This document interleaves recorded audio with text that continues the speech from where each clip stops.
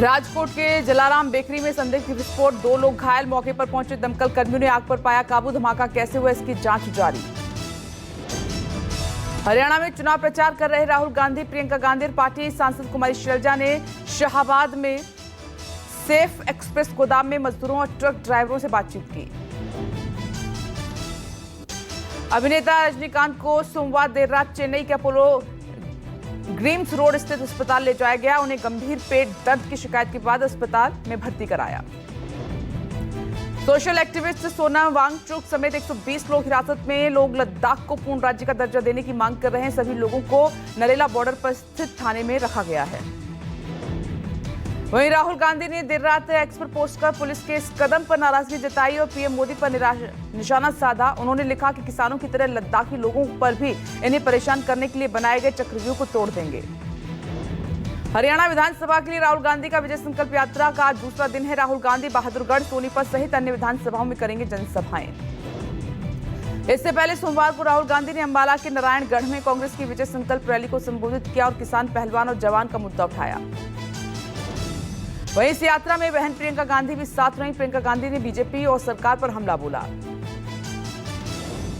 3 अक्टूबर को राहुल गांधी दक्षिण हरियाणा की विधानसभाओं में प्रचार करेंगे। ये यात्रा भारत जोड़ो यात्रा की तरह छोटे पैमाने पर होगी, जिसमें वे रैली, नुक्कड़ सभाएं और आम लोगों से मुलाकात करेंगे। उधर हरियाणा के सीएम नायब सिंह सैनी कांग्रेस पर हमलावर हैं और कहा कि भूपेंद्र हुड्डा ने किसानों की जमीन लूटकर रॉबर्ट वाड्रा को दी। बीजेपी सरकार ने राज्य के विकास के लिए बहुत काम किया है। अंबाला कैंट विधानसभा क्षेत्र से भाजपा उम्मीदवार अनिल विज ने भी कांग्रेस पर जमकर हमला बोला। कहा कि राहुल गांधी जहां भी जाते हैं, जिस भी चुनाव में जाते हैं, उनकी अपनी पार्टी की क्लीन स्वीप हो जाती है। आज हरियाणा के दौरे पर पीएम मोदी शाम 4 बजे पलवल में चुनावी जनसभा को करेंगे संबोधित। पीएम जिले की सभी 9 सीटों के लिए वोट की अपील करेंगे। चुनावों से पहले एक बार फिर बाहर आया राम रहीम। चुनाव आयोग ने दी सशर्त मंजूरी। गुरमीत राम रहीम को 20 दिन की पैरोल मिली है। चुनाव आयोग की शर्तों के मुताबिक राम रहीम हरियाणा में नहीं आएगा। किसी तरह विधानसभा चुनाव को प्रभावित करने की कोई सभा करने और सोशल मीडिया पर किसी तरह की अपील करने पर पाबंदी है।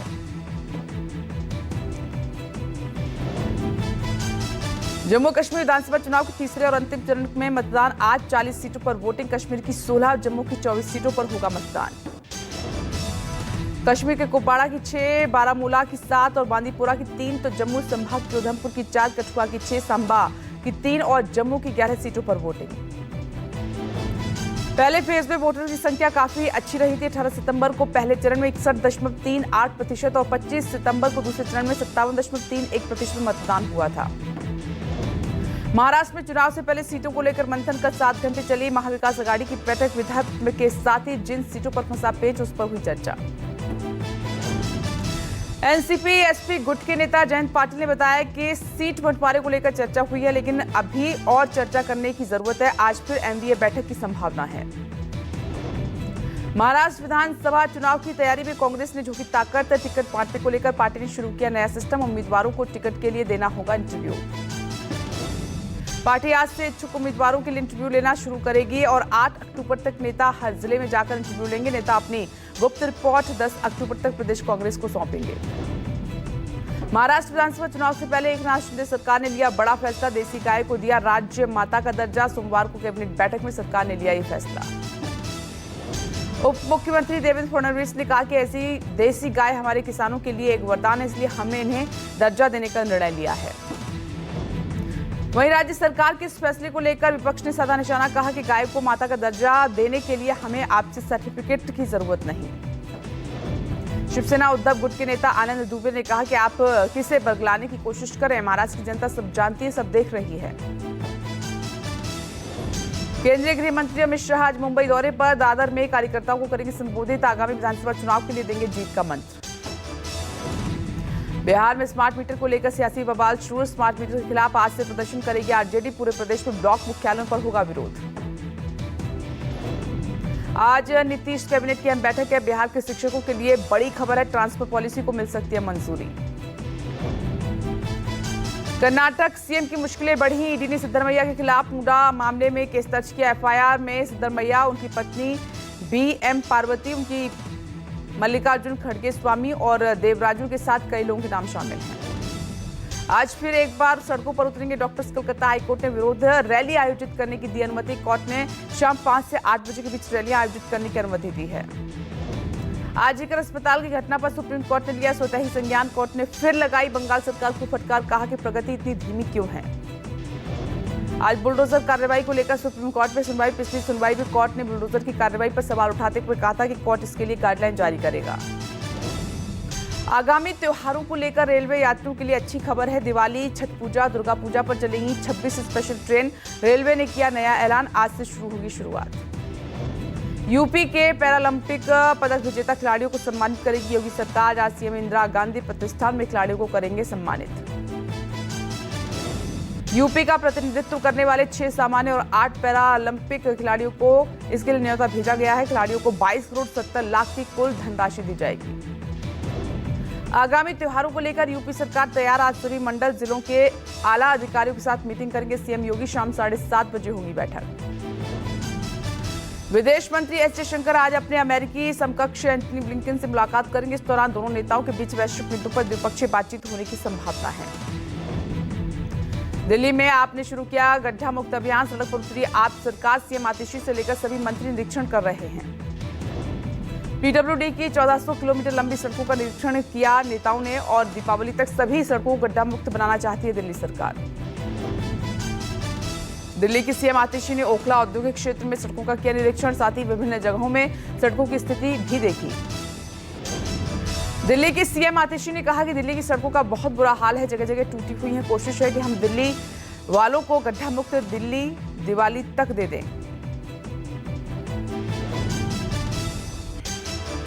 सबको पता है बहुत बुरे हाल में है, जगह जगह टूटी हुई है। आने वाले 3 से 4 हफ्ते में सभी सड़कों को बनाया जाएगा, सारे पॉटहोल्स को रिपेयर किया जाएगा और हमारी ये कोशिश रहेगी कि दिवाली तक हम दिल्ली वालों को गड्ढा मुक्त दिल्ली, पॉटहोल फ्री दिल्ली दे सकें।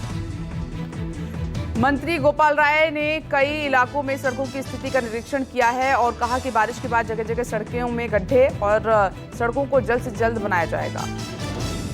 गोपाल राय ने कहा कि अरविंद केजरीवाल को जेल में डाला, तब से दिल्ली की सड़कों का बुरा हाल है, इसलिए हम सड़कों का दौरा कर रहे हैं।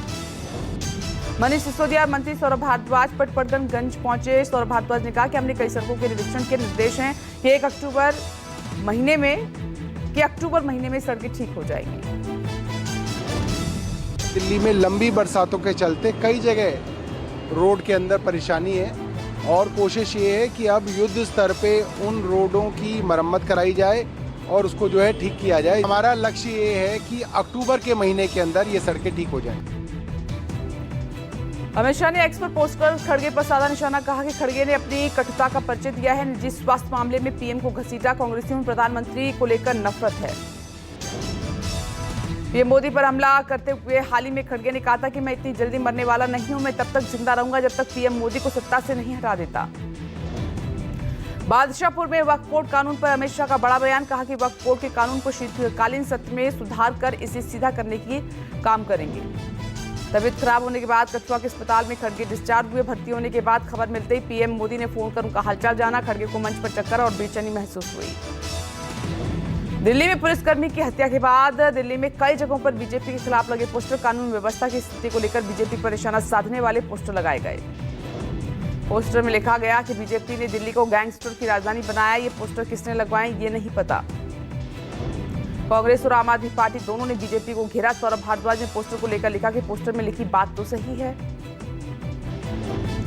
मुरादाबाद में क्षत्रिय महासभा के कार्यक्रम के दौरान अफसरों पर बीजेपी नेता संगीत सोम का विवादित बयान, कहा कि सही से काम नहीं करोगे तो जूतों से भी पिटवाऊंगा। वीडियो हुआ वायरल। बीजेपी नेता ने अधिकारी को धमकाने वाले अपने वायरल वीडियो पर कहा कि मैंने ही अधिकारियों को धमकाया था, मेरी ही आवाज है, काम नहीं करेंगे तो जनता के जूते भी पड़ेंगे। संगीत सोम के बयान पर गरमाई सियासत। अखिलेश यादव ने साधा निशाना, कहा कि धमकीपूर्ण अभद्र भाषा किससे प्रेरित है, कहने की जरूरत नहीं है, जैसा जिसका हमजोली वैसा उसकी होती है बोली।